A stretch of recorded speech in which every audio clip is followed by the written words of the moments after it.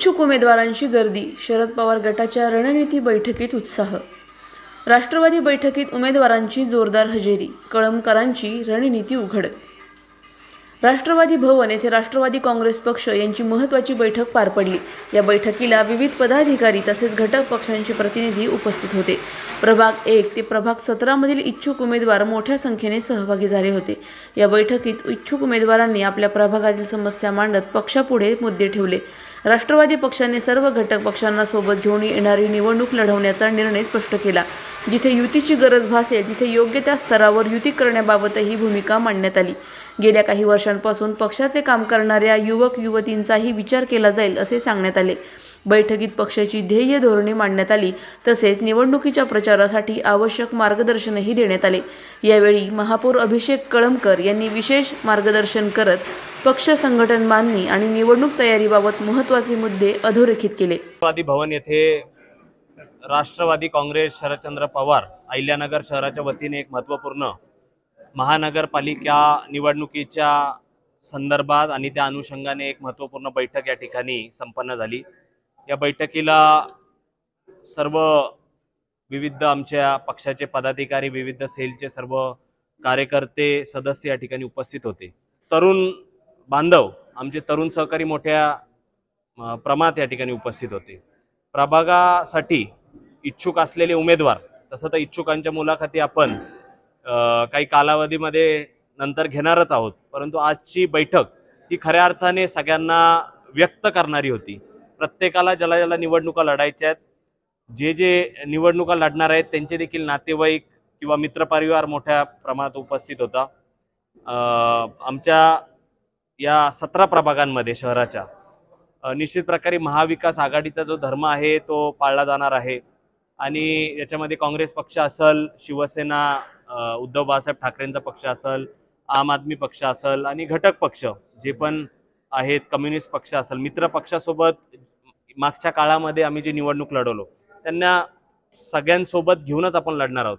परंतु जसं आदरणीय पवार साहेबांनी सांगितलं की जे एक जातीयवादी पक्ष आहेत त्यांना सोडून या ठिकाणी आपण जर दुसऱ्या पक्षासोबत युती जरी करायची वेळ आली त्या ठिकाणी निश्चित प्रकारे तशी देखील युती केली जाईल। आणि राष्ट्रवादी काँग्रेस पक्षाच्या वतीने देखील आता ज्या त्या पक्षाची अजूनपर्यंत भूमिका आलेली नाहीये, परंतु मागच्या कालावधीमध्ये ज्या काही निवडणुका त्या महाविकास आघाडीने लढलेल्या आहेत।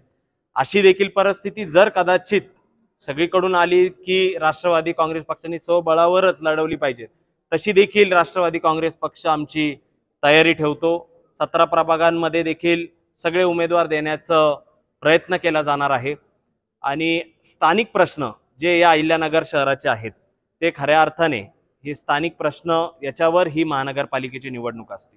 आपल्याला जवळ असणारा व्यक्ती कोण आहे, आपल्याला आपल्या सामान्यातल्या सामान्य प्रश्न असू द्या त्याच्यासाठी धावून जाणारा कोण आहे, आपल्या संपर्कात कोण आहे, आपले प्रश्न महानगरपालिकेमध्ये घेऊन जाऊन त्या ठिकाणी सोडवण्याचं मानस कुणाचा आहे, जो ध्येयवादी आहे।